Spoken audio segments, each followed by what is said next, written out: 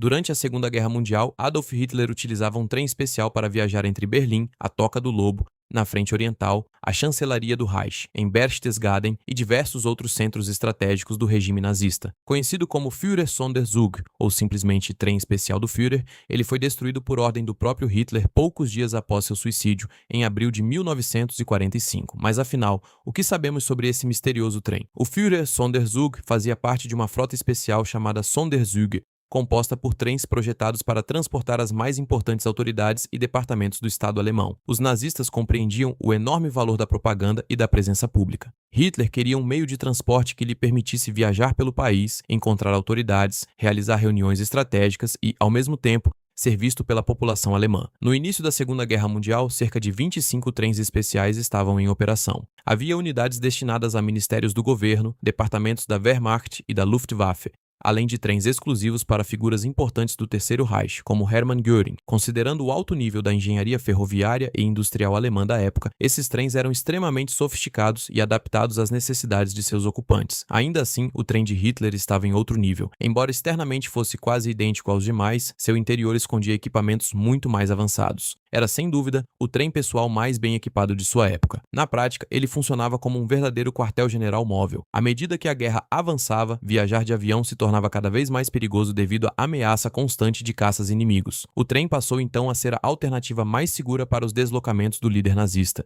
E como as decisões militares não podiam esperar, muitas das ordens mais importantes da guerra eram tomadas enquanto o comboio seguia pelos trilhos.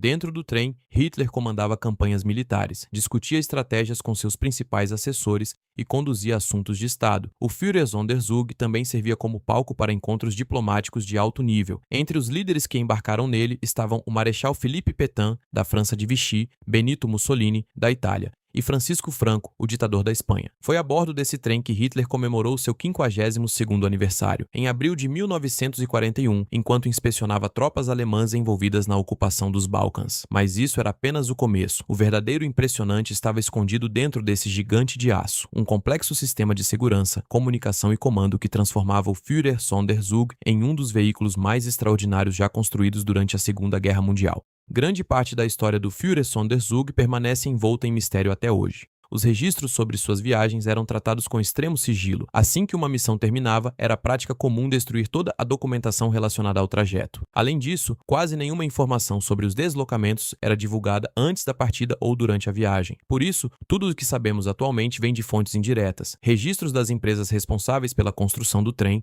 relatos de pessoas próximas a Hitler e a reconstrução de seus deslocamentos ao longo da Segunda Guerra Mundial. O trem foi encomendado em 1937 pela Deutsche Reichsbahn, a companhia ferroviária estatal da Alemanha. Sua apresentação oficial ocorreu em agosto de 1939, apenas um mês antes da invasão da Polônia, evento que deu início à Segunda Guerra Mundial. Curiosamente, antes mesmo de entrar oficialmente em serviço, o protótipo foi utilizado em uma viagem pela Alemanha pelo Duque e pela Duquesa de Windsor. O Duque era ninguém menos que Eduardo VIII, ex-rei do Reino Unido. Poucos meses antes, ele havia abdicado do trono para se casar com Wallis Simpson, uma decisão que causou enorme controvérsia na monarquia britânica. A visita do casal foi amplamente explorada pela propaganda nazista, e Hitler fez questão de colocar seu novo trem à disposição para impressionar os convidados.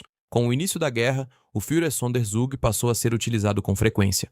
Hitler viajava constantemente entre quartéis generais, recebia chefes de Estado e comandantes militares e discutia decisões estratégicas enquanto o trem cruzava a Europa. Inicialmente, o comboio recebeu o nome de Führer-Sonderzug América. O nome fazia referência às antigas explorações europeias do continente americano. Naquela época, os Estados Unidos ainda eram neutros e não eram considerados inimigos da Alemanha. Entretanto, após a declaração de guerra entre a Alemanha e Estados Unidos, em dezembro de 1941, o nome passou a ser considerado inadequado. O trem foi então rebatizado como Führer-Sonderzug Brandenburg, nome pelo qual ficou conhecido até o fim da guerra. A primeira viagem oficial de Hitler a bordo ocorreu em 3 de setembro de 1939, apenas 2 dias após a invasão da Polônia. Seu destino foi a Prússia Oriental, onde visitou posições do Grupo de Exércitos Norte para acompanhar de perto o avanço das tropas alemãs. Nos anos seguintes, o trem percorreu grande parte da Alemanha e dos territórios ocupados. Um dos momentos mais simbólicos aconteceu em julho de 1940, quando Hitler chegou à França para celebrar a derrota francesa. Foi nessa ocasião que ele obrigou representantes da França a assinarem o armistício no mesmo vagão ferroviário,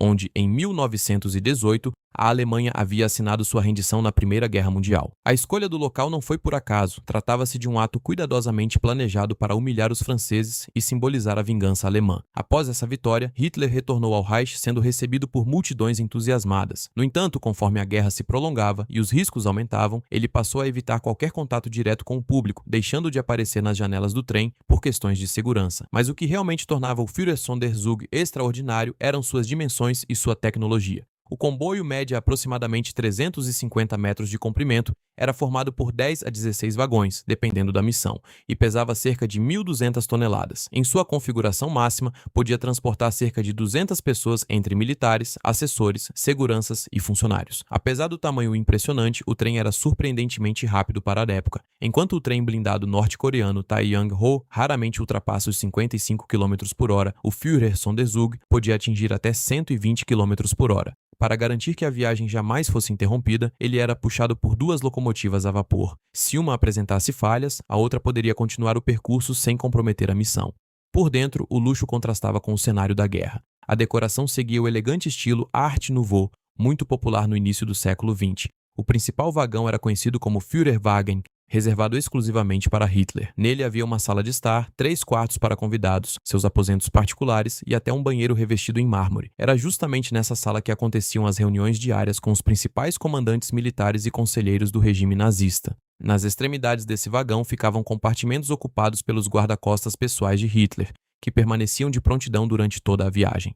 Relatos também indicam que Hitler viajava acompanhado de seu barbeiro particular. Obcecado com sua aparência pública, ele fazia questão de cortar o cabelo aproximadamente a cada 2 semanas, mesmo enquanto estava em deslocamento. Outro vagão importante era o Kommandeurwagen, destinado ao comando militar. Ali viajavam cerca de 22 oficiais da SS, cuidadosamente selecionados para integrar a equipe de segurança responsável pela proteção do líder nazista. Também fazia parte da comitiva Otto Dietrich, chefe de imprensa de Hitler e responsável por grande parte da propaganda oficial do regime. Ele possuía seus próprios aposentos em uma das extremidades do trem e acompanhava praticamente todas as viagens importantes. Mas o verdadeiro diferencial do Führersonderzug era seu impressionante sistema de defesa. Nas 2 extremidades do comboio havia vagões especiais chamados Flakwagen, equipados com poderosas armas antiaéreas para proteger o trem de ataques inimigos.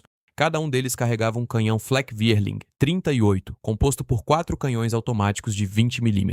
Essas armas podiam atingir alvos terrestres a até 4,5 km de distância e aeronaves voando a cerca de 2.500 metros de altitude. Com uma cadência de aproximadamente 800 disparos por minuto, essas baterias transformavam o trem em uma verdadeira fortaleza sobre trilhos. Apesar disso, Otto Dietrich afirmou após a guerra que elas jamais precisaram ser utilizadas enquanto Hitler estava acima a bordo. Além do armamento pesado, o comboio possuía um avançado sistema de comunicações. Havia teletipos, centrais telefônicas, equipamentos de criptografia, transmissores de rádio de ondas curtas com potência de 700 watts e até uma máquina Enigma, utilizada para enviar e receber mensagens secretas entre os altos comandos alemães. Quando não estava em operação, o trem permanecia guardado em um hangar de alta segurança próximo ao aeroporto de Tempelhof, em Berlim. Sempre que Hitler iniciava uma viagem, um gigantesco esquema de segurança era colocado em prática. Cada vagão era minuciosamente inspecionado em busca de explosivos, enquanto soldados da SS ocupavam cruzamentos, pontes e pontos estratégicos ao longo de todo o percurso. Os trilhos também eram vistoriados antes da passagem do comboio, e nenhum outro trem podia utilizar aquela linha até que Hitler chegasse ao destino. Como medida adicional, um automóvel Mercedes seguia o trem por terra para qualquer emergência, e embora Hitler evitasse viajar de avião durante a guerra, seu Focke-Wulf FW-200 Condor era enviado antecipadamente para um aeroporto próximo ao destino, pronto para uma fuga rápida caso fosse necessário. Todo esse aparato fazia sentido. Durante a Segunda Guerra Mundial, Hitler foi alvo de diversas tentativas de assassinato. A mais famosa ocorreu em 20 de julho de 1944, quando oficiais da própria Wehrmacht tentaram matá-lo utilizando uma bomba colocada por Klaus von Stauffenberg. O episódio ficou mundialmente conhecido e foi retratado no filme Operação Valkyria. Mas os britânicos também elaboraram seus próprios planos para eliminar o líder nazista. Em 1944 nasceu a Operação Foxley, um plano secreto dos serviços de inteligência britânicos que permaneceu classificado até 1998. Entre as propostas estava contaminar o abastecimento de água do trem, bombardear o comboio durante uma viagem ou até mesmo explodi-lo em movimento. Outra ideia previa lançar um atirador de elite britânico de paraquedas próximo à residência de Hitler, em Berchtesgaden. na Baviera, para abatê-lo durante sua caminhada matinal. Nenhum desses planos foi colocado em prática. A justificativa oficial era simples: Hitler mudava constantemente sua rotina, tornando qualquer operação extremamente arriscada. No entanto, alguns historiadores acreditam que existia outro motivo. Naquele estágio da guerra, Hitler vinha tomando decisões militares cada vez mais desastrosas. Para os aliados, talvez fosse mais vantajoso deixá-lo vivo, permitindo que seus próprios erros acelerassem a derrota da Alemanha. E foi exatamente isso que aconteceu. No fim de 1944, os alemães sofreram uma derrota decisiva na Batalha das Ardenas, considerada a última grande ofensiva nazista na frente ocidental. Pouco depois, Hitler retornou de trem para Berlim, enquanto o Exército Vermelho avançava rapidamente pelo leste europeu. Acredita-se que essa tenha sido a última viagem do Führersonderzug. Em janeiro de 1945, Hitler voltou definitivamente para a capital alemã